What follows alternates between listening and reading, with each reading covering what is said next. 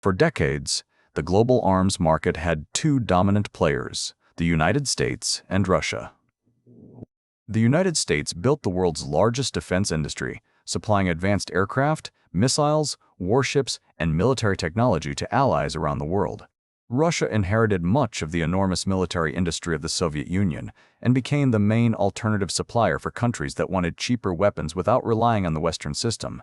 For a long time, China was not a major competitor. In fact, it was one of the world's biggest weapons buyers, importing aircraft engines, military technology, and entire weapon systems from other countries. But something changed over the past few decades. China transformed from a country that depended on foreign weapons into one of the world's largest arms exporters. Today, Chinese fighter jets, drones, warships, and missile systems are being sold to countries across Asia, the Middle East, and Africa. So how did China build a global weapons business? And why are more countries choosing Chinese weapons? To understand this story, we have to go back to a time when China was not a seller but a buyer in the modern world, where weapons represent industrial power. A country that can design and manufacture advanced weapons usually has a strong manufacturing system, a powerful technology sector, a large industrial base, and the ability to support a military over decades. This is why the global arms market has always been dominated by a small number of industrial powers. During the Cold War, the United States and the Soviet Union built two competing military ecosystems. The United States supplied weapons to its allies through a global network led by NATO, while the Soviet Union exported weapons to countries aligned with Moscow. After the Soviet Union collapsed, Russia inherited much of this military industry. But China was different. It had a huge population, a massive manufacturing sector, and one of the world's largest economies. Yet, in the international arms market, China was still a follower because building advanced weapons requires something more than money. It requires decades of technological development. When China began opening its economy in the late 20th century, its priority was not becoming a major weapons exporter. The focus was economic development, and this transformation created an industrial foundation that supported the development of its defense industry. The same manufacturing capabilities that helped China become the world's factory also enabled it to produce more complex military equipment. The turning point was simple. China no longer wanted to only buy weapons, it wanted to build them. Building weapons was only the first step, but the harder question was whether China could actually sell them to the world, because the global arms market is not like selling cars or smartphones.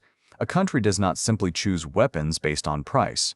Weapons are connected to national security, political relationships, and long-term strategic interests. For decades, many countries had only a few options. If they wanted the most advanced technology, they often turned to the United States. If they wanted cheaper alternatives, they often turned to Russia. China entered a market that was already controlled by established players, so how could a newcomer compete? The answer was not to directly replace the United States, but instead find a different position. China focused on countries that needed modern military equipment but faced limitations. Some countries could not easily access Western weapons because of political restrictions. Others could not afford the extremely high costs of American systems. For these countries, China offered a different combination: lower prices, fewer political requirements, and increasingly capable technology.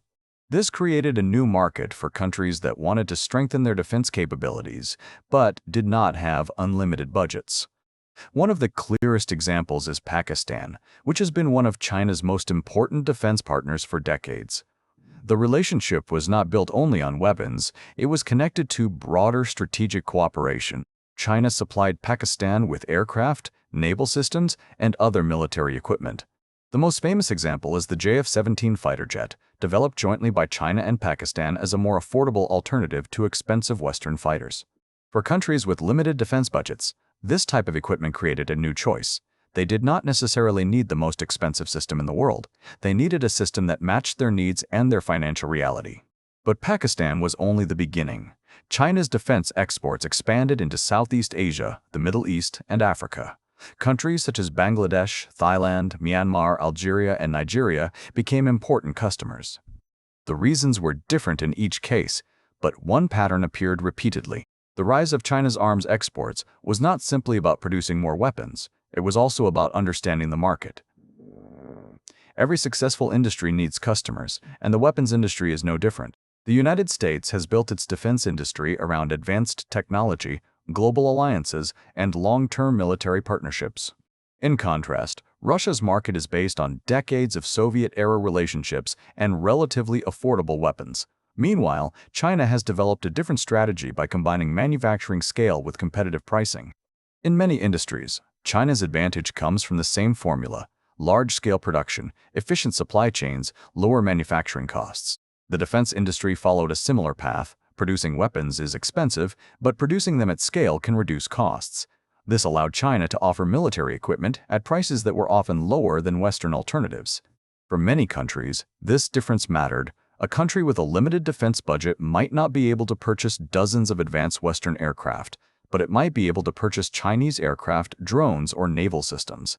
Another important factor was political flexibility. Military purchases are rarely purely commercial decisions. They are influenced by diplomacy. Some countries prefer suppliers that do not attach extensive political conditions to defense agreements. This created opportunities for China in regions where Western suppliers faced challenges, especially in parts of Africa and the Middle East. But China's rise in the arms market also reveals an important limitation. Selling weapons is not only about price, it is about trust. Military equipment must prove itself through reliability, technology, and real-world performance. A country may buy a weapon once, but becoming a long-term supplier requires confidence. And this is where the competition becomes much harder. The answer reveals a larger change in the global military market. China's biggest customers are not usually the world's richest countries. Instead, many are developing countries looking for affordable ways to strengthen their military capabilities. Pakistan remains one of China's largest customers. Bangladesh has become another important buyer.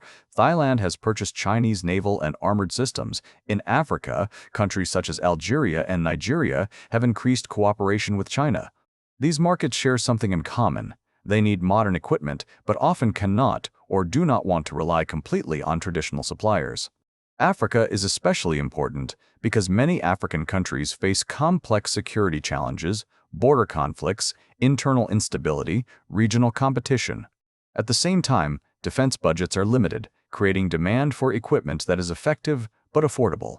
China has used its existing economic relationships in Africa to expand military cooperation, infrastructure projects, trade relationships, and defense sales often develop alongside each other. However, China's growing role does not mean it has replaced the United States or Russia. The global arms market is still dominated by traditional powers. The United States remains the largest exporter by a wide margin. Russia still has decades of military relationships around the world. China is the new challenger, but it is entering a market where reputation matters as much as technology.